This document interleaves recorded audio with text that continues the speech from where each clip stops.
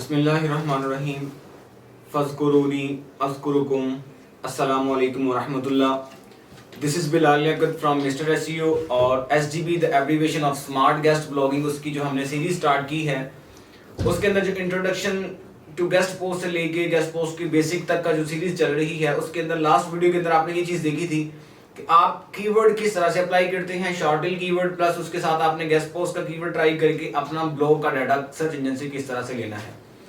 आज उसी वीडियो का नेक्स्ट पार्ट हम देखेंगे कि जो डाटा आपके पास आना शुरू हो चुका है, जो आपके पास सर्च रिजल्ट्स आ रहे हैं, अब उनको चेक करना कौन सी वेबसाइट किस क्वालिटी की है, कौन सी वेबसाइट किस क्वालिटी की है। फिर नेक्स्ट उसको हम देखेंगे कि अब इसमें वेबसाइट्स जो हैं वो किस किस वेबसाइट को रीच करना है। तो अब वेबसाइट्स की क्वालिटी को चेक करने के लिए क्या कुछ करना पड़ेगा, सब कुछ प्रैक्टिकल करने के लिए चलते हैं कंप्यूटर स्क्रीन के ऊपर और आज की प्रैक्टिकल वीडियो जो है वो स्टार्ट करते हैं।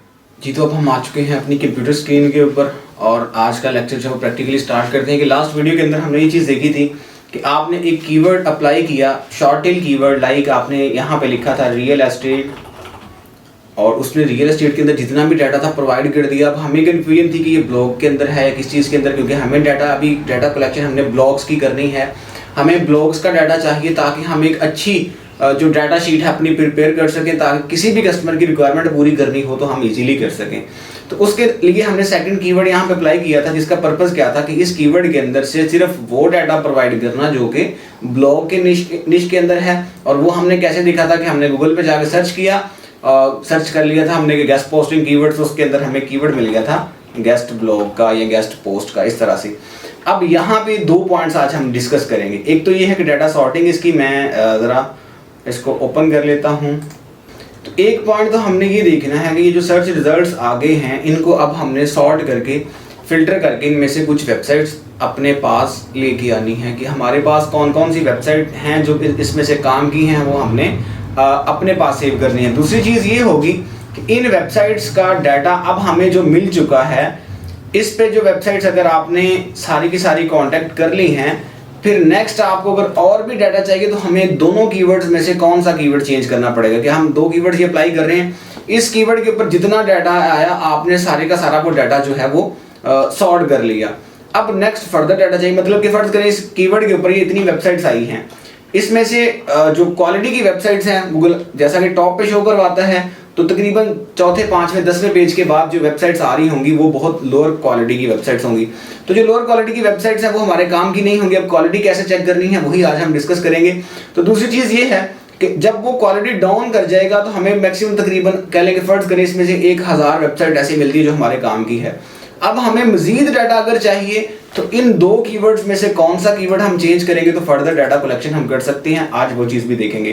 तो सबसे पहले हम देखेंगे कि वेबसाइट सॉर्टिंग करना, वेबसाइट की क्वालिटी को चेक करने के लिए हम यहाँ पे दो चीज़ें आज देखेंगे। एक तो वेबसाइट की अथॉरिटी चेक करना, बेसिक लेवल के ऊपर सिर्फ दो चीज़ें।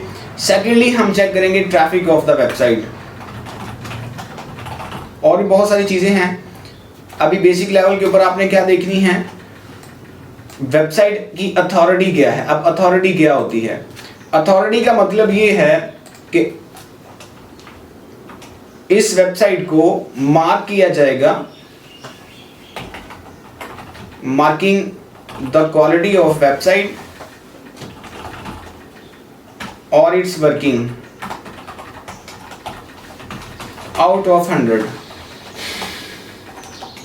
इसको 100 में से मार्क्स दिए जाएंगे। ये वेबसाइट की अथॉरिटी कैसे चेक की जाती है, इसको आप मोज टूल है मोजबार या मोज, उसके थ्रू भी आप चेक कर सकते हैं। एरिफ, इसके थ्रू भी आप चेक कर सकते हैं। मोजबार वेबसाइट की क्वालिटी का जो नाम देता है उसको बोलता है domain authority. DA stands for domain authority.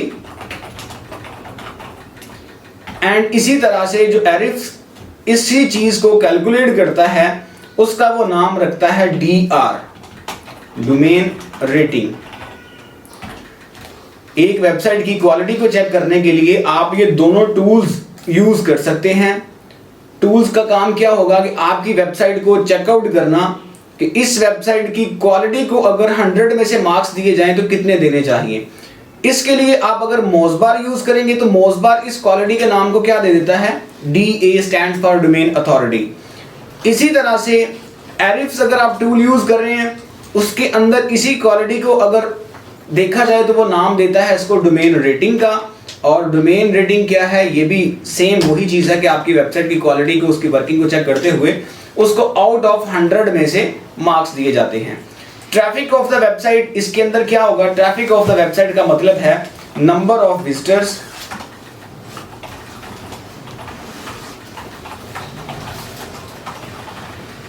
Visiting this website per month, कि जितने विजिटर्स इस वेबसाइट पे पर मंथ के आ रहे हैं, that's the traffic of website, कि उस वेबसाइट के ऊपर कितनी ट्रैफिक आ रही है।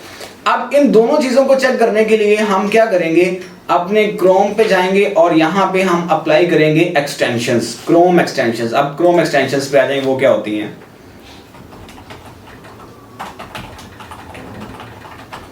क्रोम एक्सटेंशंस अगेन आपके प्रोग्राम्स हैं जो कि क्या करते हैं, एक्स्ट्रा फंक्शनैलिटी प्रोवाइड करेंगे। अब ये क्या चीज है, आपके क्रोम आपका क्या था, ब्राउजर है। आपके लैपटॉप के अंदर आपने ब्राउजर इंस्टॉल किया था, प्रोग्राम इंस्टॉल किया था। अब उसी प्रोग्राम के अंदर आप मजीद एक्सटेंशंस ऐड कर सकते हैं। अब एक्सटेंशंस का मतलब क्या होगा कि अब मैं यहाँ पे चेक करें, फर्ज करें कि मैं डाटा ले रहा हूँ इस सर्च इंजन के ऊपर, ये सर्च इंजन का पेज आ गया सारे का सारा। इस सर्च इंजन ने अपने अकॉर्डिंग जो बेसिक चीजें थी एक यूजर के लिए, वो सारी की सारी इसमें लिस्ट की हुई है कि उसके अंदर वो वेबसाइट दिखा रहा है, वेबसाइट का नाम दिखा रहा है, आपको बेसिक लेवल के ऊपर दे रहा है। अब इसमें अगर कोई एडवांस चीज चाहिए इसी ब्राउजर के अंदर आपको, तो आप क्या करते हैं, एक्सटेंशंस डाउनलोड करते हैं। एक्सटेंशन फिर क्या करती है कि एक्स्ट्रा फंक्शनैलिटी लेके आती है आपके ब्राउजर के अंदर। अभी जब हम प्रैक्टिकली करेंगे तो आपको इजीली समझ आ जाएगी कि एक्स्ट्रा फंक्शनैलिटी का मतलब क्या है, कि आपके ब्राउजर के अंदर कुछ ऐसा काम लेके आएगी जो बाय डिफॉल्ट आपका ब्राउजर नहीं कर रहा, लेकिन जब वो एक्सटेंशन लगेगी आपका ब्राउजर वो काम करने लग जाएगा। लाइक यहाँ पर मैं फर्स्ट एक्सटेंशन अपनी लगाता हूँ मोज़बार क्रोम एक्सटेंशन। यहाँ पे मोज़बार क्रोम एक्सटेंशन अप्लाई करते हैं।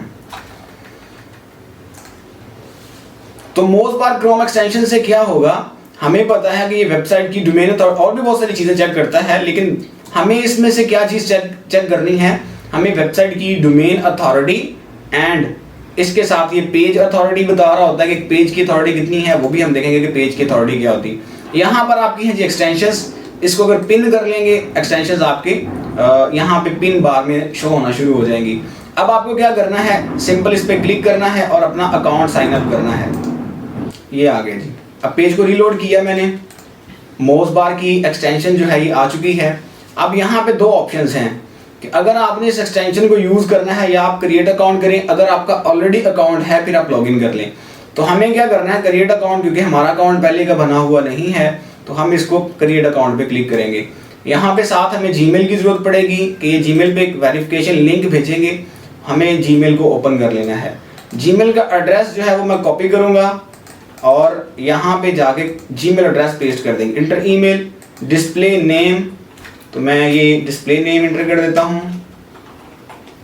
इंटर पासवर्ड, तो यहाँ पे पासवर्ड इंटर कर देते हैं। कंपनी इंफॉर्मेशन पूछ रहे हैं, कंपनी इंडस्ट्री, कोई आप यहाँ पे मार्केटिंग चूज कर लें, कुछ कर लें आप। लाइक मैं अदर पे चूज कर लेता हूँ। कंपनी साइज 2 to 10 पे कर लें। Level of SEO proficiency, I am learning SEO, I am confident in, कुछ भी आप इसमें से सिलेक्ट कर लें। I agree with the terms और उसके बाद sign up. Form has some errors, error क्या है जी, that user name already exist, कहता है कि ये यूजर नेम जो है ना ये ऑलरेडी एग्जिस्ट करता है। यहाँ पे जाके हम यूजर नेम कुछ और टाइप कर लेते हैं, आप ट्राई कर लेते हैं। एग्री नहीं किया इसको टर्म्स को अभी, चलें। You are almost there, activate your account to finish signing up. तो यहाँ पे इनकी ईमेल आएगी, ईमेल को ओपन करें, एक्टिवेट योर अकाउंट पे क्लिक कर दें, आपका अकाउंट एक्टिवेट हो जाएगा। उसके बाद साइन अप आपका हो गया कि आपने अकाउंट बना लिया है। उसके बाद अब आपने क्या करना है, इसको लॉगिन करना। ये लॉगिन आपका वैसे हो चुका है। अब यहाँ पे फंक्शनैलिटी चेंज होने लगी है ब्राउजर के अंदर। अब आपने चीज़ देखनी है कि जैसे पहले मैं डाटा सर्च कर रहा था तो सिंपल वेबसाइट्स मिल रही थी, अब हर वेबसाइट के नीचे ये एक ग्राफ, एक बार नजर आ रही है आपको। उस बार के अंदर हर वेबसाइट की page authority and domain authority, दो चीजें आपको मिल रही हैं वेबसाइट की। अच्छा, यहाँ पे एक चीज आपने और क्लियर कर दूं कि डोमेन एंड पेज अथॉरिटी के अंदर क्या फर्क होता है। डोमेन एक्चुअली आपकी है वेबसाइट, लाइक मैं इसको न्यू टैब के अंदर ओपन करके आपको दिखा देता हूँ। अच्छा, ये वेबसाइट आपकी आई SEOsandwich.com। SEOsandwich.com यहाँ तक जो आपका है ये है आपका डोमेन, मेन डोमेन, आपकी वेबसाइट का डोमेन नेम जो है .com एक्सटेंशन तक आपका आ गया डोमेन नेम। डोमेन नेम के बाद यहाँ पे different articles, different pages create होंगे इस वेबसाइट के, कि ये है रियल एस्टेट का। लाइक मैं SEOsandwich.com वेबसाइट ओपन करके फिर आपको समझा देता हूँ कि ये एक वेबसाइट आ गई SEOsandwich.com। इसकी डोमेन अथॉरिटी है 38 और इस पेज की अथॉरिटी, पेज का मतलब क्या है, डोमेन का मतलब है कि एक डोमेन के अंदर बहुत सारे कंटेंट, बहुत सारे आर्टिकल्स हैं। उन सारे आर्टिकल्स को देखते हुए, सारी वर्किंग को देखते हुए पूरे डोमेन की एक अथॉरिटी बताई जाती है कि 100 में से 38 अथॉरिटी दी गई है इसको। पेज अथॉरिटी का मतलब क्या है कि उस वेबसाइट ने बहुत सारे आर्टिकल्स लिखे हैं, हर अकेले आर्टिकल की क्या अथॉरिटी बनती है कि डोमेन अथॉरिटी तो सेम रहेगी हर पेज की, क्योंकि वो कलेक्टिवली आपको बताई गई है। यूट्यूब चैनल की आप एग्जांपल देख लें कि यूट्यूब एग्जांपल के नंबर ऑफ व्यूज पूरे चैनल के कितने हैं, पूरे चैनल के व्यूज इतने हैं जी। अब अकेली वीडियो के कितने हैं, अकेली वीडियो के डिफरेंट व्यूज हैं। एक व्यूज मतलब अथॉरिटी नहीं है, लेकिन एग्जांपल दी है मैंने आपको। यहाँ पे आ जाए जी, डिफरेंट आर्टिकल्स मैं ओपन कर लेता हूँ। एक ये आर्टिकल ओपन कर लिया, दूसरा ये मैंने ओपन कर लिया, थर्ड वन ये ओपन कर लिया। अब ये मैंने 3 आर्टिकल्स ओपन किए हैं, इसका मतलब है तीनों की पेजेस की अथॉरिटी डिफरेंट हो जाएगी कि उस पेज पे डिफरेंट तरह से काम किया गया, नेक्स्ट पे डिफरेंट तरह से, थर्ड पे डिफरेंट तरह से काम किया गया, लेकिन तीनों पेजेस एक ही डोमेन के अंदर हैं। तो इसका मतलब क्या होगा कि डोमेन अथॉरिटी आपकी सेम ही रहेगी, 38 ही। लाइक यहाँ पे 38 डोमेन अथॉरिटी है, पेज अथॉरिटी आपकी कितनी होगी 31। यहाँ पे चले जाएं 29 पेज अथॉरिटी है, डोमेन अथॉरिटी आपकी सेम रहेगी, domain authority 38 and page authority 32। इसका मतलब क्या है, हर पेज पे जितना काम हो रहा है उसके अकॉर्डिंग पेज अथॉरिटी बताई जाती है। डोमेन अथॉरिटी कलेक्टिवली पूरे वेबसाइट के ऊपर जो वर्किंग हुई है उसको पेज अथॉरिटी के नाम से देखा जाता है। अब हमने डोमेन अथॉरिटी की एक्सटेंशन को अप्लाई करके देख लिया। नेक्स्ट हम ये चीज देखेंगे कि अब इसमें से वेबसाइट्स जो हैं वो कौन कौन सी पिक करनी है, कितने DA की वेबसाइट्स को आपने पिक करना है और कितनी ट्रैफिक वाली वेबसाइट्स आपको पिक करनी है। ट्रैफिक के लिए कौन सी एक्सटेंशन लगानी है नेक्स्ट वीडियो के अंदर देखेंगे। अभी वीडियो काफ़ी जो है वो लेंथी हो गई है, तो मिलते हैं नेक्स्ट वीडियो के अंदर। तब तक के लिए अल्लाह हाफिज़।